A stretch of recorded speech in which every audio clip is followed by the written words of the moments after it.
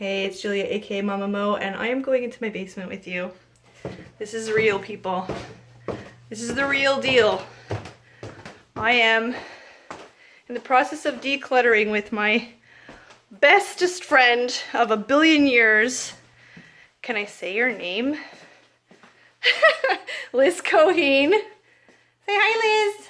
Hi. Okay, so Liz has become a professional organizer and she is taking this project on, okay? And I said it's all serendipity because there's no chance I would have done this with anybody else.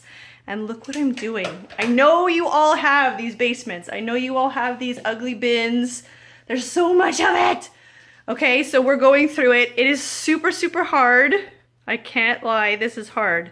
We're going through baby toys and baby clothes and memorabilia and stuff from my parents. It's all hard stuff, but I'm doing it with the best person I could possibly do it with. I hope you guys all find somebody that you could do this with because it's gonna help so much. Bye.